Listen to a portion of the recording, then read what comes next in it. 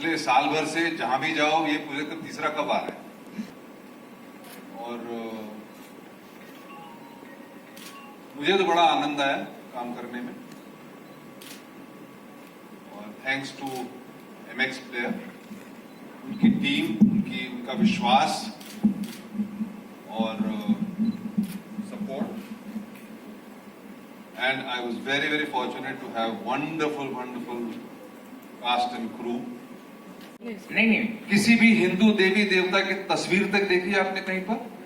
जी नहीं सर। किसी भी हिंदू धर्म के रिचुअल की कहीं भी बातचीत हुई है? जी नहीं हुई। आगे बढ़िएगा। ये देश हर चीज को कंटेन करता है और होना भी चाहिए। धर्म की बात है तो होना भी चाहिए, लेकिन हम तो धर्म की बात कर ही नहीं रहे। ये तो एक ऐसे बदनाम आश्रम की कहानी है जहां उस धर्म के नाम पर लोगों को बरगलाया जाता है। तो आपके शरीर के अंदर में अगर कोई बीमारी होगी तो उसका इलाज चाहिए कि नहीं? आपको चाहिए ना? वही कर रहा हूं मैं। सवाल ये है कि सर आपने कहा कि फिल्म और वेब सीरीज में आपको कोई ज्यादा अंतर नहीं लगता। मैं ये जानना चाहती हूँ कि जैसे हम कोई फिल्म देखते हैं या फिल्म बनाते हैं, उसकी एक स्टोरी होती है, शुरुआत होती है और अंत होता है। ये आश्रम 3 आ रहा है, तो जब आपने फर्स्ट बनाया तो क्या उस समय पूरी स्टोरी आपके ये लेकर चल रहे थे आपकी अगर ये अच्छा रहता है तो कोई एक सूत्र छोड़ दो जो सेकंड को आगे लेकर जाए, और थर्ड बनाया है तो क्या कोई सूत्र, मतलब मैं जानना चाहती हूँ जो वेब सीरीज की मेकिंग होती है उसमें क्या डायरेक्टर कुछ ना कुछ इस चीज की प्रतीक्षा करते हैं कि हमारी अगर वेब सीरीज अच्छी चल गई है, लोगों को पसंद आ गई, तो हम उस स्टोरी को इस तरह से बनाएं कि वो आगे सूत्र पे रोती चली जाए। मतलब मैं इस चीज को समझना चाहती हूँ। आपने बिल्कुल सही सवाल किया है। और एक तो है कि कहानी का नेचुरल प्रोग्रेशन या कहिए जिसको ऑर्गेनिक प्रोग्रेशन कहते हैं कि कहानी की डिमांड है।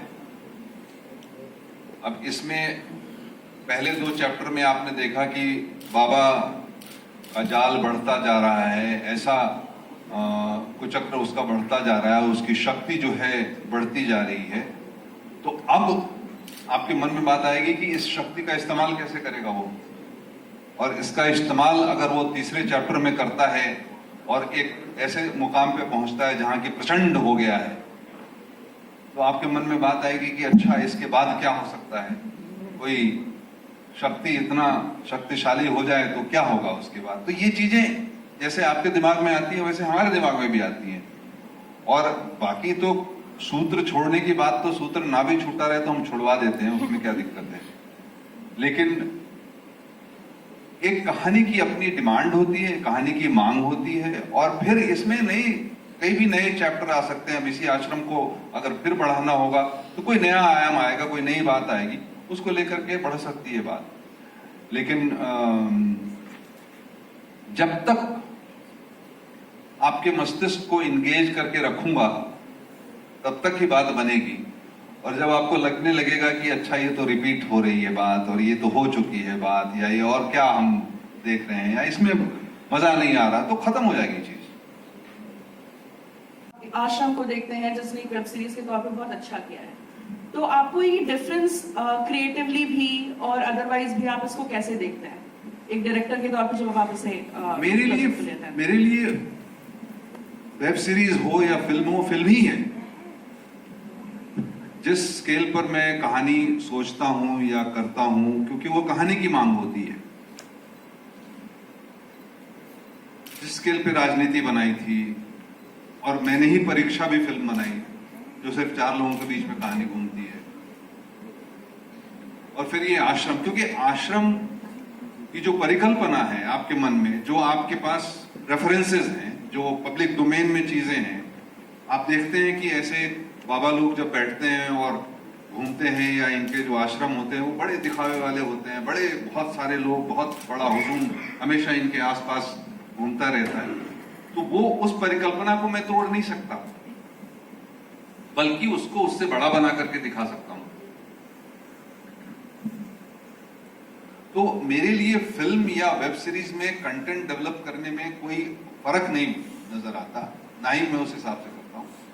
जहां तक क्रिएटिव लिबर्टी की बात आप कहती हैं, तो क्रिएटिविटी एक जिम्मेवारी के साथ किया जाता है, और उस जिम्मेवारी के साथ मैं फिल्में भी बनाता हूं, उसी जिम्मेवारी के साथ मैं वेब सीरीज भी बनाता हूं। हाँ, ये जरूर है कि उस तरह की सेंसरशिप लैंग्वेज को लेकर के या बाकी सारी चीजों को लेकर के वेब सीरीज में नहीं होती है। इस वजह से नहीं होती है क्योंकि जब हम फिल्में देखते हैं तो एक सामूहिक दर्शन का कॉन्सेप्ट होता है। जब एक साथ बैठ करके थिएटर में देखते हैं तो एक साथ जब बैठ करके देखते हैं तो एक मर्यादा होती है, वो मर्यादा मेंटेन करनी पड़ती है। जब हम इंडिविजुअली एक टेलीफोन के ऊपर में या एक घर में बैठे अपने टेलीविजन के ऊपर में वेब सीरीज देखते हैं तो वहां थोड़ी लिबर्टी ली जा सकती है, क्योंकि इंडिविजुअली आप चाहे तो उसको बंद कर सकते हैं, चाहे तो उसको देख सकते हैं, चाहे तो जैसे भी चाहे आप उससे बिहेव कर सकते हैं। तो वो एक थोड़ी भाषा में, बोलचाल में थोड़ी लिबर्टी हमको मिलती है यहाँ पे। हालांकि जितना संभव होता है जिम्मेवारी के साथ उतनी लिबर्टी हम फिल्मों में भी लेते हैं, तो कोई खास फर्क नहीं। जहां तक मेकिंग की फर्क है की बात है, जहां तक माउंटिंग की बात है, मेरे लिए एक ही जैसा है। मेरी वहां भी 300 लोगों की यूनिट होती है, यहाँ भी 300 लोगों की होती है। जब तक 1000-1500 लोग मेरे सेट पे नहीं होते मुझे लगता ही नहीं कि शूटिंग चल रही है। तो मेरा काम तो वैसे ही चलता है।